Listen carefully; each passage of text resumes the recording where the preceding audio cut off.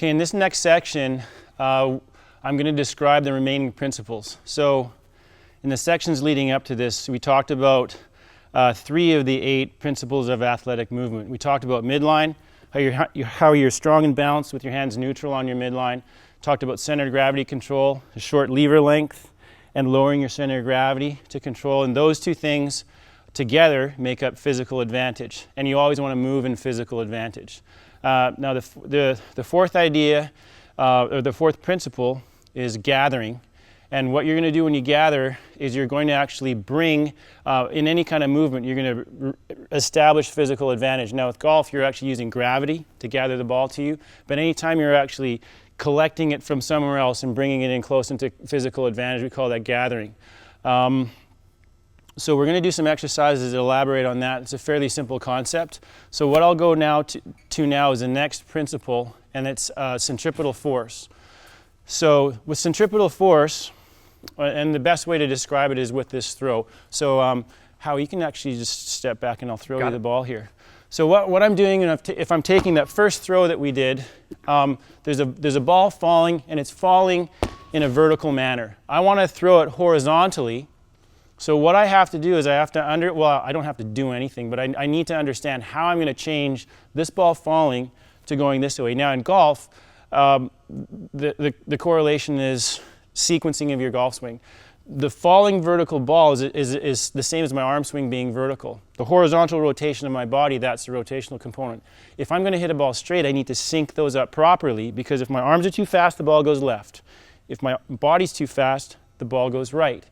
And that's going to be consistent, like we said, for a lot of sports. So what I'm going to do is I'm going to harness something that's consistent, so gravity. What I'm going to do is, as the ball falls, I'm going to speed my arms up to the speed of gravity. So this is the constant. Gravity is the constant. And as I turn through, I'm going to speed up my midline so that actually is in sync. So what I've got is an intuitive use of centripetal force. As the ball falls, I attach my hands to it, let it go the same speed. The force vectors are now going in this way. So then when I'm going to release it, well, when do I release it? What does it feel like? If I'm clear that this is an arc now, the ball is actually gravity assisted as it goes down. When it reaches the point of maximum velocity right at the bottom of the arc, it's moving the fastest and it has the greatest sense of weight. So that's why we call it the heavy point. Past that point, it's actually slowing down. It's gravity resisted. So it's going to be going slower. Now it doesn't matter if the arc happens on this plane or this plane. This plane, obviously you've got a little bit more gravity working. But I need to have the sense of where the heavy point is, and nicely enough, the heavy point will usually happen right in front of my midline. And with this horizontal or the vertical throw, or this throw, it's the easiest to learn it. So what I'll do is I'll be able to release it right off my midline. So for the golfers, you can actually hit it straight more with feel rather than trying to do something with the club face. Now if somebody is motor challenged or they lack feel, we just use a heavier ball. The heavier ball will actually make it very obvious to you, because it's heavy, that you want to have it in close, because you don't want it to destroy your balance. And the heavy point is even more obvious. So when you're coaching somebody and maybe they don't have a feel for why it goes left or why it goes right, or they don't feel powerful, you can introduce that concept. Okay, so we've got midline, center of gravity control, those are physical advantage. You've got the gathering, which we just talked about, and you can actually ingrain it more with this drop. And then we've got centripetal force and the heavy point. Now the last principle is ground reactive, or the 7th principle is actually ground reactive force. The last one is integration. Integration isn't really so much a principle as an understanding that all the principles show up in an athletic movement. Okay? So now ground reactive force, I can use the same drill. And this is a golfy type of drill, but it can be transferred over to different sports.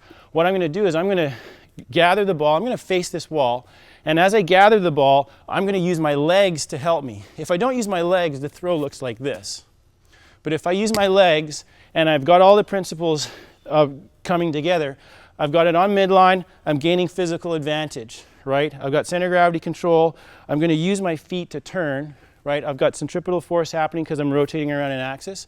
I can feel the heavy point, and now I'm going to load the ground. I'm going to create ground reactive force by actually lowering my center of gravity, and as I come up, I'm releasing it. Now I can actually change the heavy point by accelerating. Like I said, it's the point of greatest velocity. And when I reach greatest velocity, I can throw it off my midline. Now this is going to help me with accuracy in any sport if I can actually gather it to midline and release it with my lower body. Now it becomes very easy. It's a very feel-oriented way to release and control a ball or a stick. So if I've got a bat or a golf club, it'll work that same way. Okay. Howie, why don't you come on in here so you can actually feel it? All right. Carl, do you mind catching? Thanks. I'm going to go this way. Yeah? You can actually, you guys can go this way. Yeah, actually throw it against the wall so you don't need to throw it on a little bit of an angle so I'll catch it when it comes back. Drop it, drop it. Good. Pretty good. Now load the ground a little bit. Yeah, so when I just cue him by saying load the ground a little bit, now he actually understands, like, that's what it feels like. Now I'm started using my legs more, so you can do the same full turn, like lower your center of gravity with the ball. Good. And then lower it and throw it and stand up. Good. Give yourself a little bit more room because he's strong enough to throw it with it bouncing. Go ahead and one more time. Good. Now, pretty good movement, right? So when I'm watching Howie do that and I'm trying to assess whether his technique is good or not, I'm just looking at where is his midline? Does he have the ball in his midline the whole time? Does he get it close to his body to control it? Does he have center of gravity control? Is he low enough to the ground that he's not too high and drifting? Now we talked about, and you're taking a look at all the other principles instead of looking at, say, a compensation that happens with the hands. Now if we're talking about like a movement tendency fault, we've already said that a lot of people tend to move sort of high and lateral when they're trying to hit a ball that's going this way. So high and lateral, or high and drifty, is what we call it, a high center of gravity lateral drift. Now the fix for moving high and lateral is actually to lower, which fixes the high, and rotate, which fixes the drift. So in almost any sport where you've got a high center of gravity lateral drift, and the irony is that most golfers have the same thing wrong with their tennis game and their batting, is that they'll have a high center of gravity lateral drift. Now the tendencies or the swing faults they have will be compensations for that basic movement pattern. So if we fix the basic movement pattern, that tends to fix a lot of the compensations. So when we do this drill, I'm lowering and rotating. So if I want to break this up into components, maybe I'll send you down there so I'll do this. What I can do is, I'm just doing this gather drill, so I'm going low, low, and then what I've got is the bottom of the med ball big circles, and essentially it's a back toss. So I'm going to do it on a side view, and you can see me throw it to Howie. So it's going to be load low, med ball big circles, back toss. If I wanted to do it in full speed, it's loading it, using my legs to support, and throwing it to Howie. So I can use this drill in components, or I can put it all together in one fluid motion. And that's a really good use of your biomechanics, or an understanding of biomechanics and understanding principles. Okay, so just to address why we'd use different weights for this exercise. When I do this exercise, the toss and gathering it into my midline and rotating, I mean, obviously it looks like I'm swinging it and moving in a full rotation. The advantage of using different balls is that it gives people who might be a little athletic or able to cheat and use their arms to throw the ball and have it come back to them. It makes them actually use their lower bodies better. So if we've got somebody who looks pretty good as they're throwing it around, and that's a nice rotational pattern with all the principles, but for some reason it looks like the lower body's not working and there's a lot of arms, sort of a compensation being made that way. If the same person does it with a 10-pound med ball and they actually get a high center of gravity, what will happen is they'll be out of position and they can't throw it high enough with their arms because we're trying to go for a high throw here. So what it is a really good diagnostic tool. You make it a heavier weight, it becomes a more stringent test for being in a good position with your body. So you can vary the weights, and it's most advisable to start with a weight that people can handle, because otherwise they'll start to make compensations. So if the ball is too heavy, they'll tend to bend their arms, they'll tend to compensate in a way that's not functional. So, you know, start with a light ball if you need to.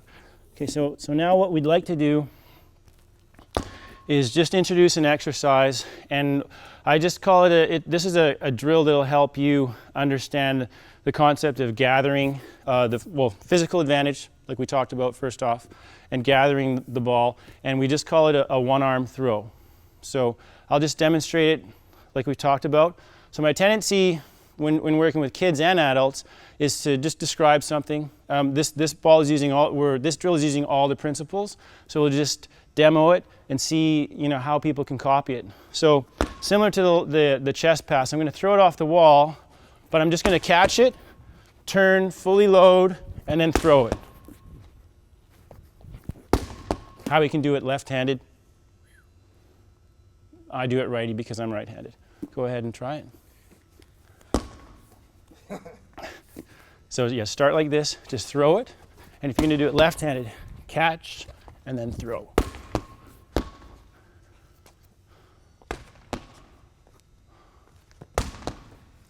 Pretty good, pretty good. I got to give Howie full credit for that one.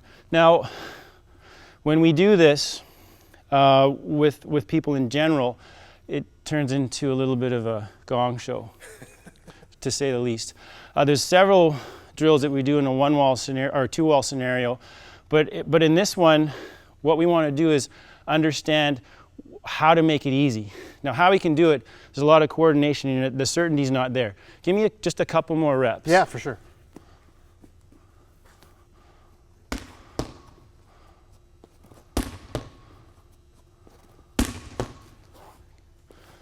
Good, really good. So what I see when I look at it in principles is I see a lot of athleticism and a lot of hand-eye coordination.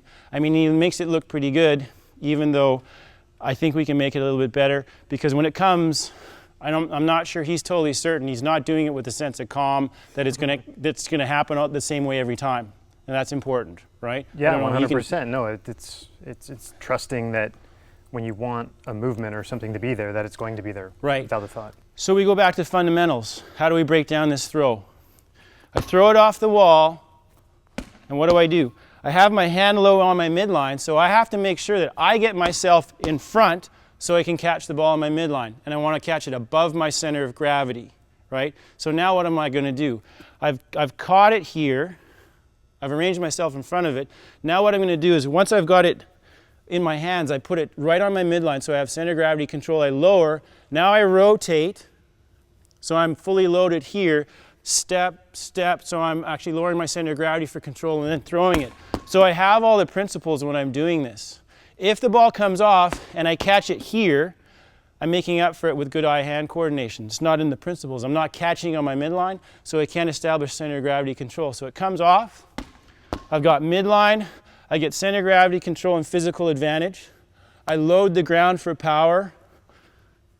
Stride, so I've got even more center of gravity control, and then I rotate, and then I've got ground reactive force. Everything's integrated, okay? And this one, the heavy point's not such an issue because it's going to happen. This is a linear throw, so I don't have centripetal force, okay? So I stand corrected. There's only 7 out of 8 on this one. Actually, centripetal force, if you're talking about my body, then we're still okay. Okay, so go ahead, Howie. As it comes off the wall, you're going to use your footwork to catch it in front of your body. Yeah. Now, now get it on physical advantage, so get it as close to your body as possible. Now rotate. Good. And now it's going to be right from here to load. You can go back, trail foot, lead foot. That's your stride, and then throw it. Good. And catch that it. Rhythm, yeah. Yeah. Ah! One more time. We'll give it one more time. No. It's Catch it. Yeah, and then turn. Step, stride, throw. Yeah. Now, what Howie just said was rhythm. It's that rhythm, right? So you can step to the side, sure. And I'll show you. So now, if I'm going to focus, I do want to hold all these things together with rhythm. So I do the one throw, catch it on the line, turn, step, load, left. So I'm using the principles of movement, and all of a sudden, I start to become more coordinated. I'm not left-handed, but if I use the principles properly, if I gain control, physical advantage, and I know how to use my legs, it's not really an arm thing so much. It's more a leg thing, body positioning. So in any sport where I've either got to manage myself relative to another person, or I've got to manage a club or a ball, I want to understand how I'm going to gain control and how I'm going to have rhythm. Like that way. Now I'm not thinking so much of anything, how I'm going to hold it. I just need to know, get my body in front of it, get it on midline. Rotate, load the ground, turn, right? But, yeah, no doubt about it. It's the thoughts, right? And the things of thinking about the footwork instead of the right. principle, yeah. And that's the thing. If you want to stop thinking about technique, rhythm's your default. Everything you do, all the technique you've got is going to be held together with rhythm. So if you want to, say you're a golfer and you want to stop thinking mechanically, rhythm's got to be the thing you want to think about, and golfers are sort of hesitant to do that. But in a lot of other sports, that's what it is. You've got to get into that rhythm so you get away from thinking about mechanics. You want to give it another shot? Yeah, sure. Okay, here we go.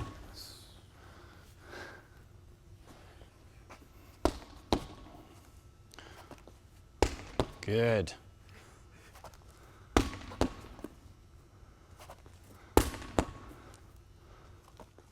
Okay, stop. So that's the pattern's getting better. There's a little bit more certainty about how he wants to do it. And now if I was going to fine tune, what I'd say is we can train a little bit of sort of athletic loading and athletic, I call it athletic anticipation, right? Most really good athletes are going to have a sense of time being a little bit longer, not being rushed. And how you're going to do that with this is actually with your body positioning. I'm always going to feel like I have a lot of time when my body's facing the field of play. So even with skiing, I mean, a lot of the skiers will use midline and the same principles when they're going down the slopes, how to use their legs. But with this particular exercise, I'm going to have a greater sense of time, or that I have more time, if when the ball comes off, I don't open up, because everything is back here for me if I'm loading. Now, once I have it in physical advantage, now I can turn. Then I can load up and I'm not turning this way prematurely, and then I can fire. Most people's problems in sports stem from turning or trying to rotate too early to hit whatever ball towards whatever objective it is. So and that creates a lot of problems with shoulders and elbows because you're behind in trying to make up for it with your upper body. If you're fully loaded athletically like this and say I'm going this way, now I'm fully on my back foot. Rotating early puts my center of gravity high and drifty. You want to try it one more time? Sure. So you're just going to hold the chest until you gain physical advantage and then turn. Got it.